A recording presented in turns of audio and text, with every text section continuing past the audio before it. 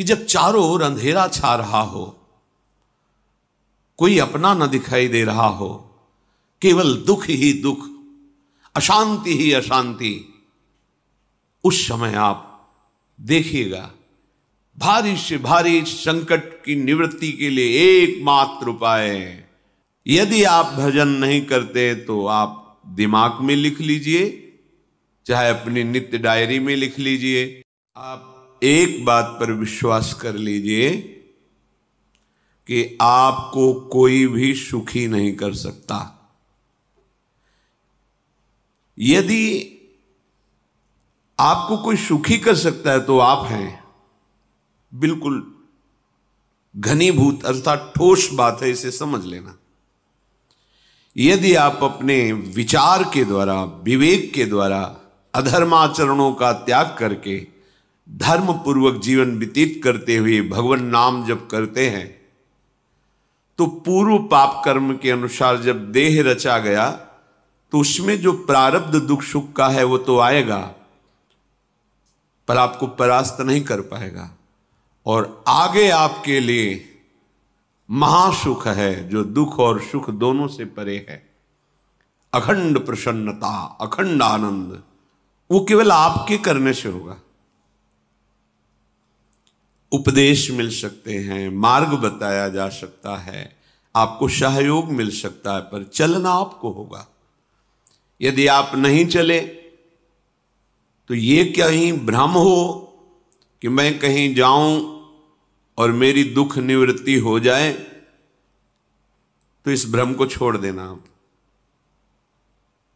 क्योंकि हम आप तो बहुत छोटे जीव हैं, अर्थात बहुत लघु तपस्या, लघु पुण्य वाले हैं।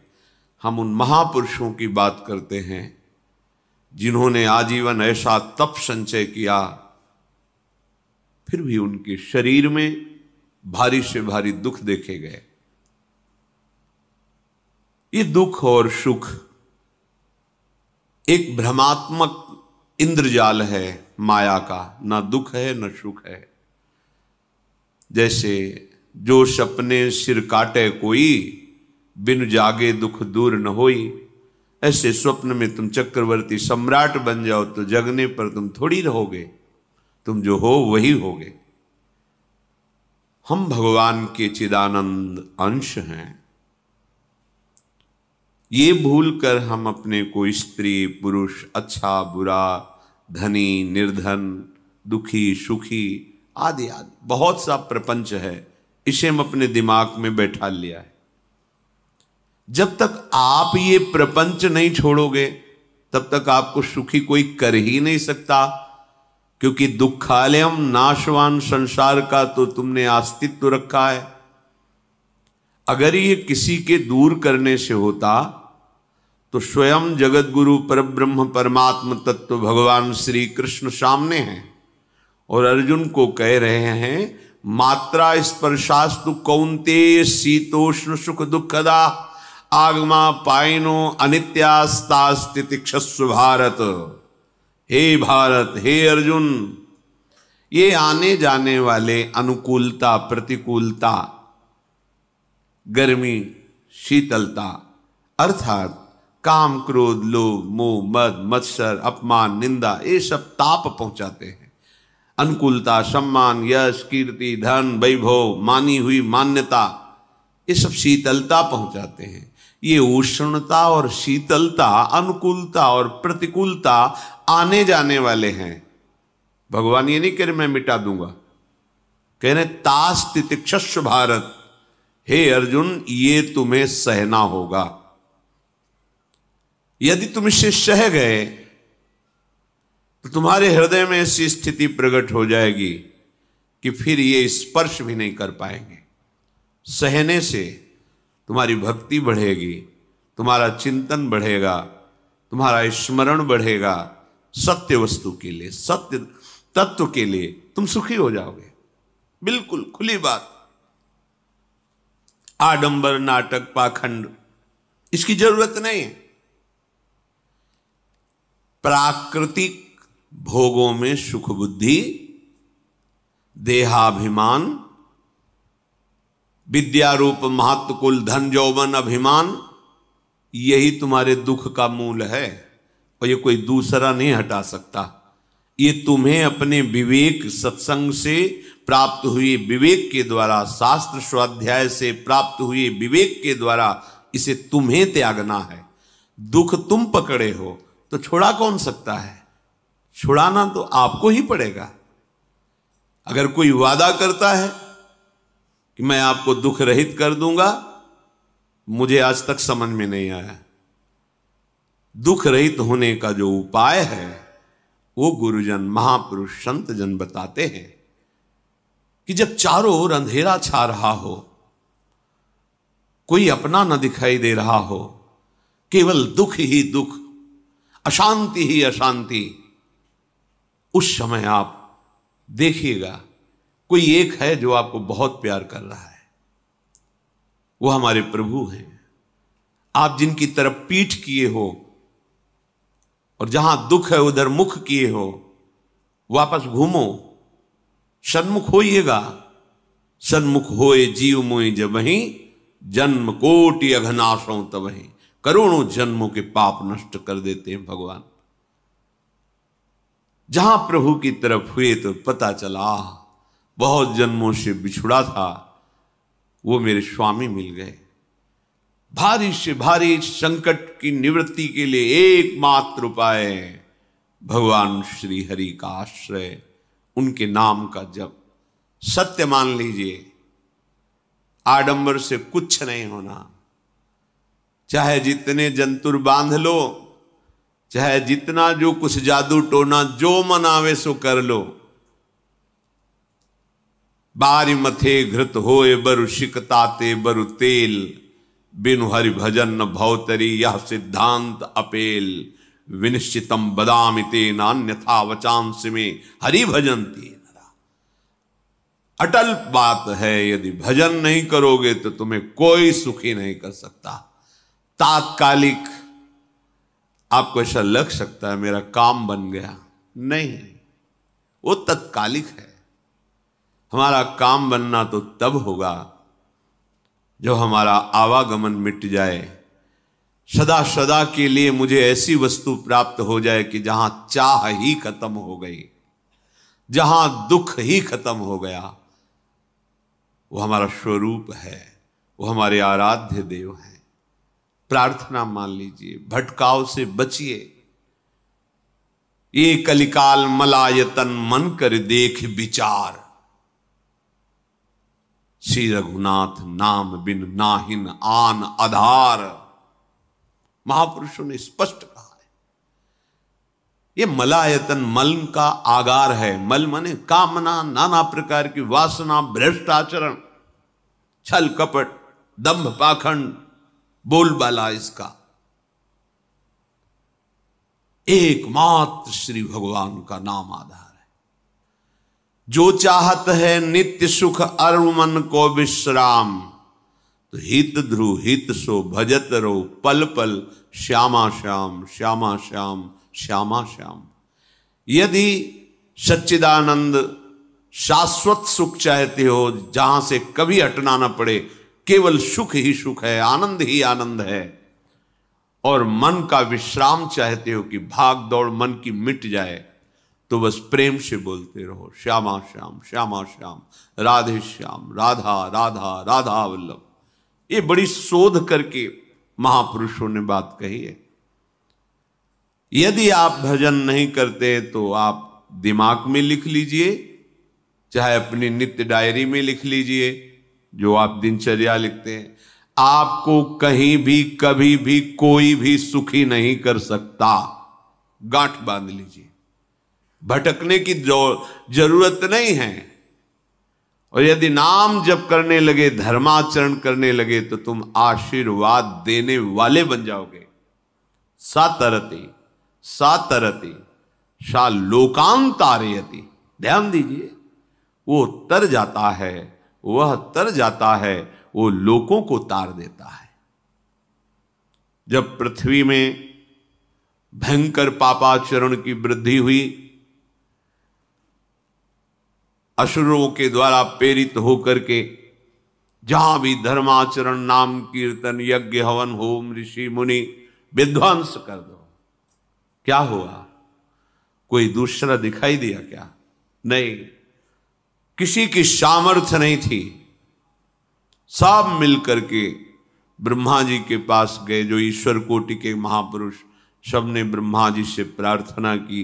ब्रह्मा जी ने कहा, हम भी जिनके सेवक हैं वही प्रभु अब हमारे दुख का निवारण कर सकते हैं। सोचो, आप किसी और से दुख निवृत्त कराना चाहते हैं? जिसने सृष्टि बनाई है, भगवान ब्रह्मा जी भी कह रहे हैं मैं जिनके सेवक हूं वही प्रभु हमारे और आप सबके दुखों का निवारण करते हैं। तो आपको समझ में नहीं आ रहा कि एकमात्र भगवान श्री हरि ही हमारे दुख का निवारण कर सकते हैं। हमें कहीं भागने दौड़ने की जरूरत नहीं है। साधु समागम इसलिए किया जाता है कि हृदय पवित्र हो जाए, पवित्र हृदय की पहचान बुद्धि में विवेक का प्रादुर्भाव हो जाए, और विवेक से मोह का नाश करके हम निरंतर प्रभु के प्रेम में डूबे, भजन में डूबे। सबने एक साथ मिलकर के विचार किया कि महासुख सिंधु प्रभु से विनय करनी तो कहां जाया जाए? वैकुंठ चले, किसी ने कहा क्षीर सागर चले। अपनी अपनी भावना व्यक्त कर रहे थे। तेहि समाज गिरजा में रहेऊ, अवसर पाई वचन एक कहेऊ, हरि व्यापक सर्वत्र समाना, प्रेम ते प्रगट होई मैं जाना। हे गिरिजा, परम वैष्णवाचार्य भगवान महादेव जी कहते हैं, उस देव समुदाय में हम भी थे। हमने कहा कि हमारे तो हृदय में बात ऐसी आती है कि कहीं भागने की जरूरत नहीं है। हरि व्यापक सर्वत्र समाना, जैसे वो वैकुंठ में विराजमान है, क्षीर समुद्र में विराजमान है, ऐसे कण कण में विराजमान है। बस तुम प्रेम से पुकारो, जहां पुकारोगे वहीं प्रभु प्रकट हो जाएंगे। नाम बाणी जहां, श्याम श्यामा तहां। नाम बाणी निकट, श्याम श्यामा प्रगट। सिद्ध सिद्धांत है, भटकने की जरूरत नहीं। जहां हो वहीं से प्रिया प्रीतम का नाम पुकारो, नाम कीर्तन करो, उनकी लीलाओं का गायन करो, सबको सुख देने की भावना करो। देखो तुम्हारी दृष्टि बदलती चली जाएगी, भगवत साक्षात्कार करने की योग्यता आने लगेगी। ऐसा ही हुआ। सबने मिलकर के श्री भगवान को विनय पूर्वक आर्त भाव से पुकारा। आकाशवाणी हुई, निर्भय हो जाओ, निश्चिंत हो जाओ, मैं स्वयं अपने अंशों के सहित अवतार लेकर इस भूमि का भार हरण करूंगा। तुम सब बड़े बड़े जो देवता हो, जाओ हमारी लीला में सुख लेने के लिए सब ऋक्ष वानर आदि का रूप धारण करो। ब्रह्मा जी, महादेव जी, बड़े बड़े ईश्वर कोटि के लोकपाल बहुत प्रसन्न हुए, क्योंकि भगवद वाणी सत्य है, त्रिकाल सत्य है। सबको विश्वास हो गया कि अब मारा तो जाएगा ये महासुर, जिसको लगता था कोई ना मंत्र के द्वारा मार सकता है ना अस्त्र के द्वारा मार सकता है। स्वयं श्री भगवान पधार रहे। भगवान ने जो निरंतर भजन प्राण रहते हैं, कश्यप जी, अदिति जी, वो भगवान के वात्सल्य में भरे थे। प्रभु जब प्रकट हुए तो उनसे कहा, मुझे आप जैसा पुत्र चाहिए। प्रभु ने कहा कि मेरे जैसा तो मैं ही हूं, अद्वितीय हूं, दूसरा कोई है नहीं, मैं ही अवतरित होऊंगा। भजन में देखो कितनी सामर्थ्य है। जगत पिता को पुत्र रूप में प्राप्त कर रहे हैं। वही चक्रवर्ती सम्राट अवधपुरी के नरेश महाराज दशरथ जी के रूप में, जिनके महामहिम अद्भुत सौभाग्य प्राप्त करने वाली तीन ये रानियां, श्री कौशल्या जी, श्री कैकेयी जी, श्री सुमित्रा जी। भगवान वशिष्ठ जी इनके गुरुदेव हैं। प्रायः बड़े बड़े महान जो राज्य पालक रहे उनके ऊपर, राजा के ऊपर महाराजा विराजमान रहे। ऊपर से स्वर्गलोक आदि लोकों से भी ये शिक्षा मिली है। देवराजेंद्र तो भगवान बृहस्पति, दैत्यराज बलि तो भगवान शुक्राचार्य, जनक जी तो सदानंद जी महाराज, दशरथ जी तो वशिष्ठ जी महाराज। ऐसा था, क्योंकि जहां हमारा विवेक काम नहीं करता वहां ये ब्रह्मबोध संपन्न महापुरुष तत्काल हमको संभालते हैं। महाराज दशरथ जी के हृदय में प्रबल लालसा हुई कि अब अवस्था व्यतीत होती जा रही है, पर जो गृहस्थ धर्म का परम लाभ है वो तो हुआ ही नहीं। वशिष्ठ जी के चरणों में प्रणाम करके कहा, भगवान एक ही बात की असंतुष्टता है, हमारे कोई पुत्र नहीं है। वशिष्ठ जी ध्यानस्थ हुए, ध्यान में देखा और उनका, तुम्हारा जैसा सौभाग्य अन्य का किसी का नहीं हो सकता। तुम्हारे यहां स्वयं सच्चिदानंद भगवान श्री हरि अपने अंशों के साथ अवतरित हो रहे हैं। श्रृंगी ऋषि को बुलाया गया, पुत्रष्टि यज्ञ करी, उसमें साक्षात भगवान अग्निदेव प्रकट होकर के खीर दिया और कहा अपनी रानियों को पवा दीजिए। वशिष्ठ जी के आज्ञा के अनुसार उस खीर को 2 भाग में किया। प्रथम भाग श्री कौशल्या जी को दिया, जो दूसरा भाग था उसके 2 भाग किए, उसका 1 भाग कैकेयी जी को भी किया। अब जो 1 भाग बचा उसके 2 भाग किए और वशिष्ठ जी की आज्ञा के अनुसार एक माता कौशल्या जी को, एक कैकेयी जी को दिया। उन्होंने अपने हाथ से सुमित्रा जी को दिया। तो सुमित्रा जी के गर्भ से लक्ष्मण और शत्रुघ्न, कौशल्या जी ने जो भाग दिया उससे लक्ष्मण जी प्रकट हुए, जो रामचरण अनुरागी, अद्भुत अद्भुत हरि प्रेमी। शत्रुघ्न जी भरत चरणों का आश्रय लिए हुए राम जी का सेवन करते। बड़ा रहस्य है, कितनी मर्यादा है गुरु की आज्ञा से। जहां जैसा विधान होना चाहिए वैसा, तो उस बड़ा मंगल शुरू।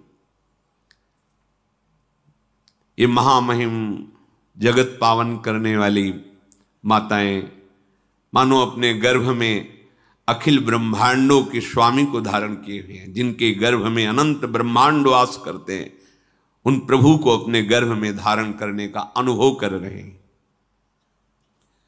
महाराज दशरथ बहुत प्रसन्न है।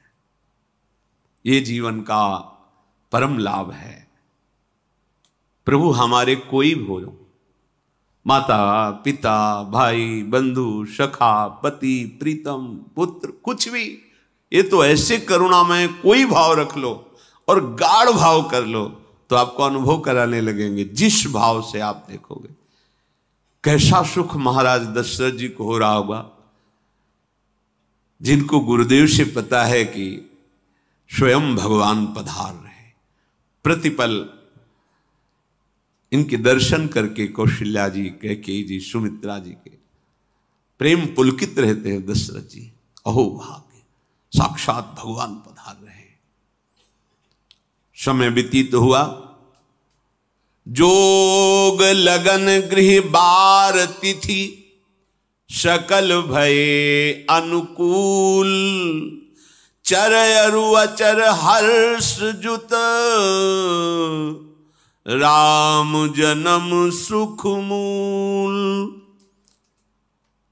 ठीक योग लगन ग्रह वार तिथि सब अनुकूल हो गई। कब? जिसके हृदय में प्रभु का प्रकाश हो जाता है। जो प्रभु के भजन में रहता है तो योग लगन ग्रह वार तिथि नक्षत्र सब अनुकूल हो जाते हैं। जो पे कृष्ण चरण मन अर्पित, तो करी हैं का नवग्रह रंग। सब ग्रह नक्षत्र वार तिथि, ये जितने भी विघ्न कारक या शुभ कारक है, ये सब शासन में रहते हैं जिसके हृदय में भगवान नाम चल। जिते विनायक शुभ अशुभ ये विघ्न करे नहीं कोई, क्योंकि भगवान का नाम चल रहा है, हृदय में भगवान प्रकाशित हो गए हैं, परमानंद अनुभव होता है। ऐसे भगवान जगत में प्रकट हो रहे हैं। ये तो कभी कभी अवतार होता है, पर ये अवतार होता ही रहता है। भगत के हृदय रूपी महल में अवतार होता रहता है। जो निरंतर भगवत चिंतन परायण अपने अहम को भगवान के चरणों में समर्पित किया तो भय प्रकट कृपाला, यही हृदय में प्रकाशित हो जाते हैं। हृदय में ही दिव्य वृंदावन प्रिया प्रीतम दिव्य लीला। चैत्र का महीना, नवमी तिथि, शुक्ल पक्ष, अभिजीत मुहूर्त, ठीक दोपहर का समय 12 बजे। सब लोगों को परमानंद प्रदान करने वाले प्रभु पधारे। शीतल मंद सुगंधित वायु बह रही है, देवताओं की दुंदुभियां बज रही, पुष्पों की वर्षा हो रही। बड़े बड़े ऋषि मुनि नृत्य कर उठे, जैसे साधना का फल मिलता है हृदय आनंद में। आज समस्त साधनाओं के फल स्वयं मंगल मूर्ति प्रभु पधार रहे। सब महात्माओं का, संतों का हृदय अलौकिक आनंद से भरा हुआ है। पृथ्वी जितनी दिव्यता है सब प्रकाशित कर दी। रस भरे फल, औषधियां, दिव्य मणियां, रत्न जो छुपाए हुए अपने गर्भ में थी, प्रभु आ रहे, सब प्रकाशित कर दी। जलधाराएं जो सूखी हुई थी वो भी। जब ब्रह्मा जी ने देखा कि जो भगवान ने आकाशवाणी में कहा था वो सब सत्य हो रहा है, आकाश में ब्रह्मा जी समस्त देवतागण विराजमान होकर के अंजलियों में दिव्य पुष्प लेकर के वर्षा कर रहे हैं।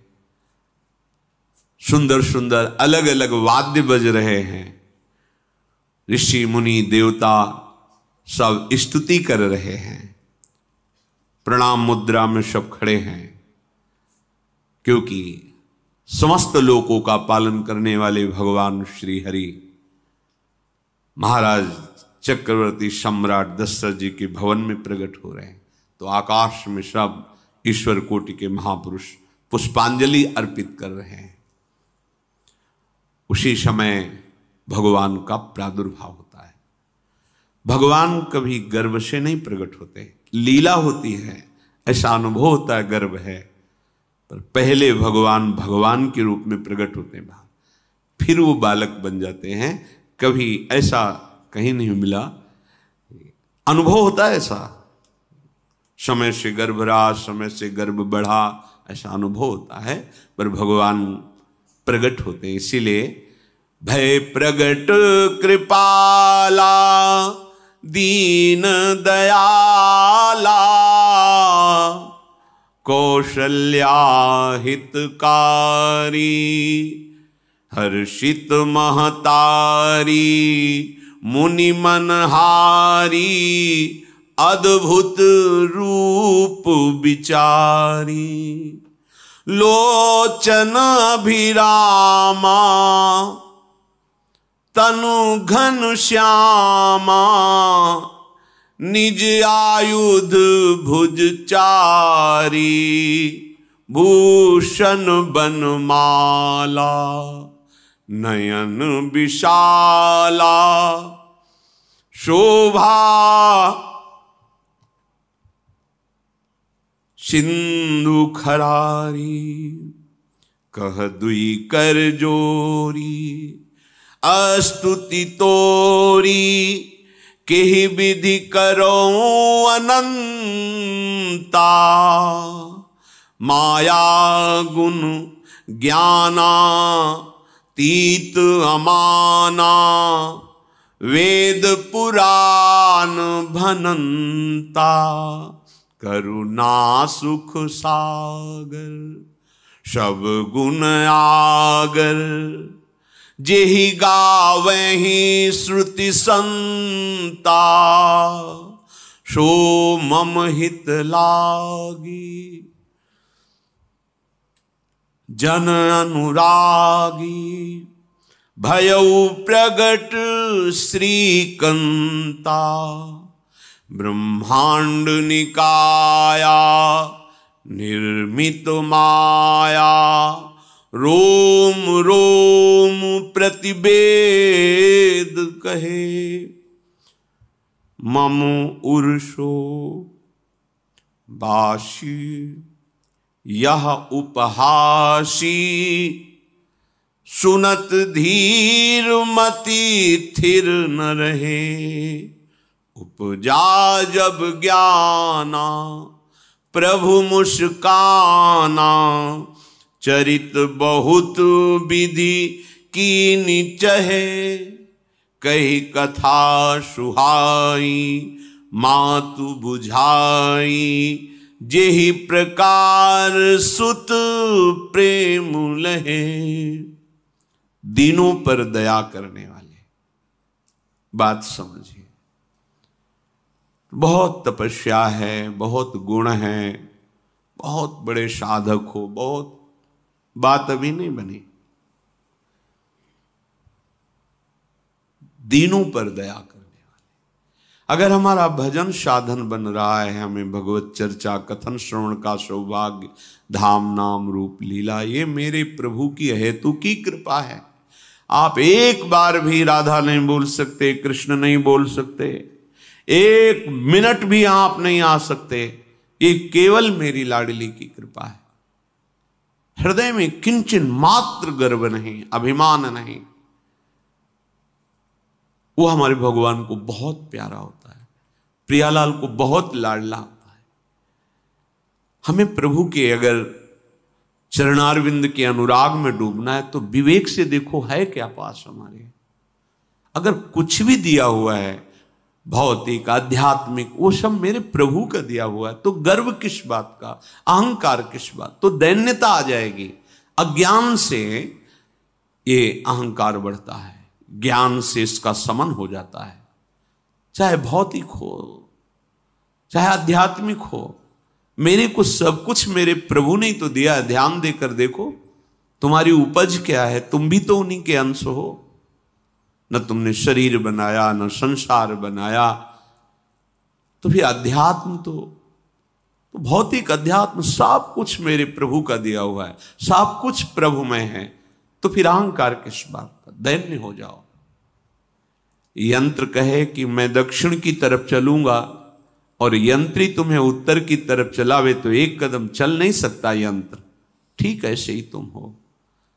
पर यह ज्ञान न होने के कारण अहम वृत्ति को स्वीकार करके मनमानी आचरणों में उतर गए। अब तुम्हारा यंत्री माया हुई, यंत्रारूढ़ानि मम मायया। और यदि भगवद आज्ञा का पालन करते हुए भजन परायण, तो आप भगवान के हाथ के यंत्र बन जाओगे, महासुख में निमग्न हो जाओगे। जो दीनों पर सदैव दुलार करते हैं, माता कौशल्या जी को परम सुख देने वाले प्रभु प्रकट हुए।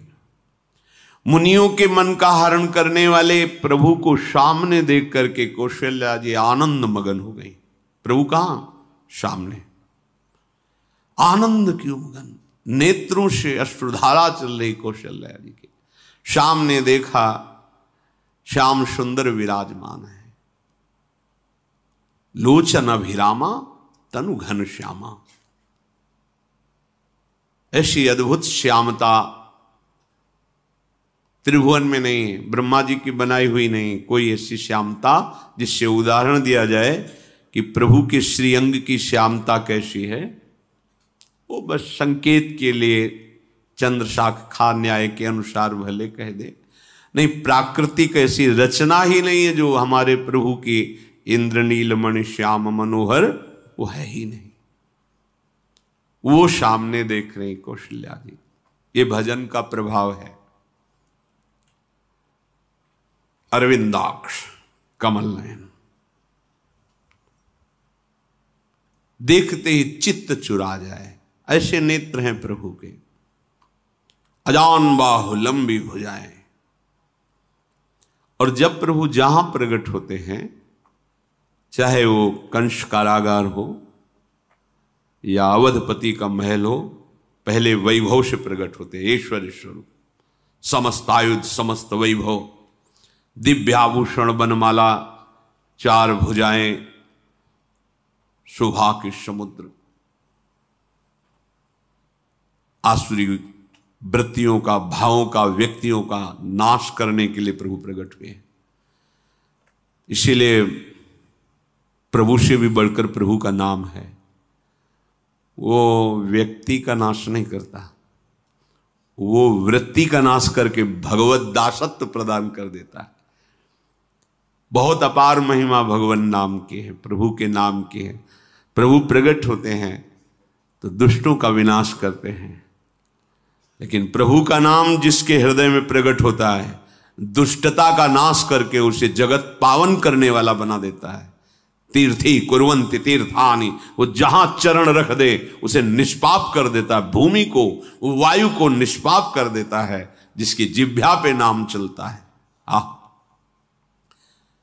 मैया ने देखा, कौशल्या जी ने, जगत के स्वामी सामने विराजमान, दोनों हाथ जुड़ गए। हे अनंत, मैं कैसे आपकी स्तुति करूं? वेद पुराण ये सब स्तुति करते हुए हार गए। नेति नेति कहकर आपका पार नहीं पाए। माया से, गुणों से, ज्ञान से भी आप परे हैं, असीम हैं, अनंत हैं। श्रुतियां, संतजन सदैव आपका यश गान करते रहते हैं। हे दया के समुद्र, हे शब्द, सुखों के धाम, गुणों के धाम, भक्तजन सदैव आपका गान करते रहते हैं। आज वही प्रभु मेरे सामने प्रकट हैं। हे श्रीपति, आप मुझे सुख प्रदान करने के लिए मेरे नेत्र गोचर हुए। अरे जिनके रोम रोम में अनेकों ब्रह्मांड वास करते हैं, एक रोमकूप में अनेकों ब्रह्मांड वास, वो प्रभु मेरे पुत्र कहलाए, ये तो हंसी की ही बात है। मेरी बुद्धि विचलित हो रही। प्रभु कहां आप असीम महिमा अनंत विराट, आप मेरे पुत्र। जब ऐसा वर्णन कर रहे तो प्रभु मुस्कुराए।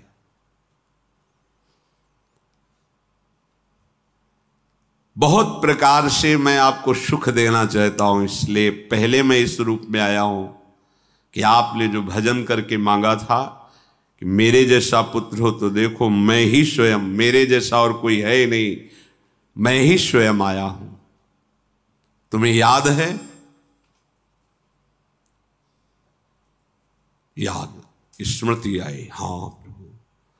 फिर प्रभु अब इस रूप में नहीं।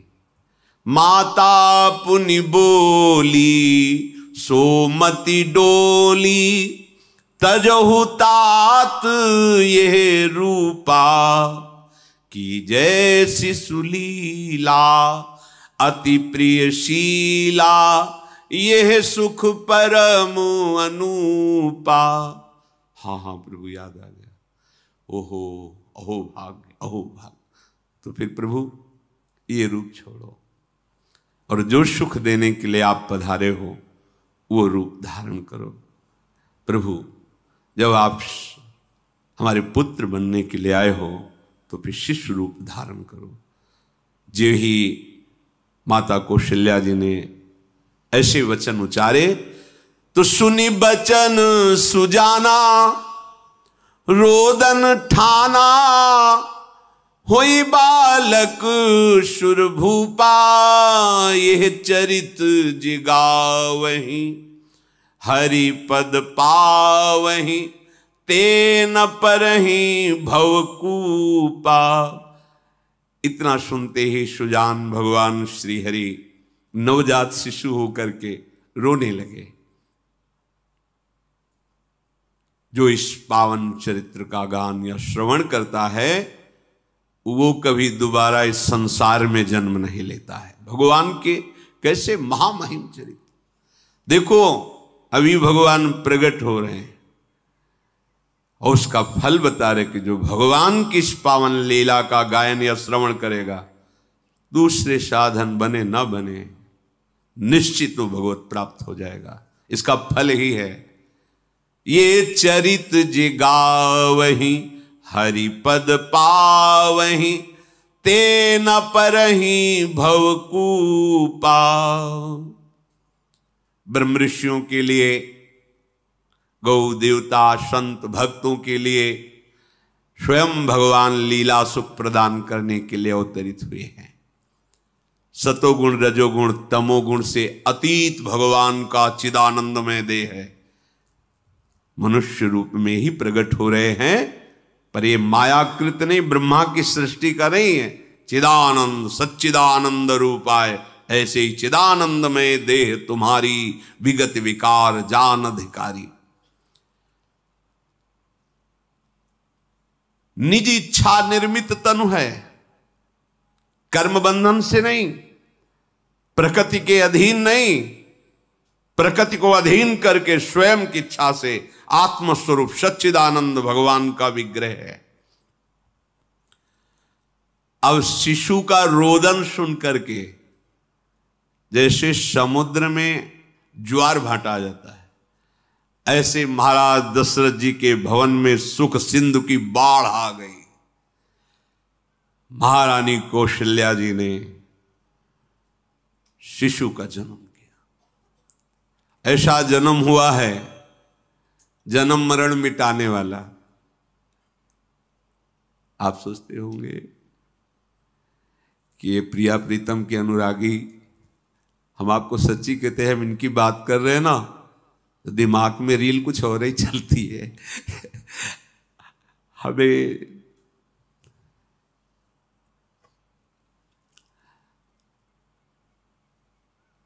आनंद की उमगन मेरे प्रभु हैं। कल जब इस प्रसंग का गायन करना है तो थोड़ा चिंतन कर रहे थे, तो जब जनकपुर की सीमा में भगवान विश्वामित्र जी के साथ पधारते, आगे प्रसंग आएगा, और जानकी जी जब पुष्प वाटिका में प्रभु की जब दृष्टि पड़ती है और दोनों दृष्टि मिलती है, तो उस समय दिखाई दे रहा था इतना भी अंतर नहीं था, इतना भी अंतर नहीं था। तो वे बता रहे प्रिया प्रीतम, इतना भी अंतर है। उनके जब नेत्रों में केवल देख रहे थे तो वही नेत्र थे, रूप और स्थान अलग था, लेकिन नेत्रों में वही था जो देखते, जो यहां देखते वही वहां दिखाई दे रहा था। दोनों नेत्रों में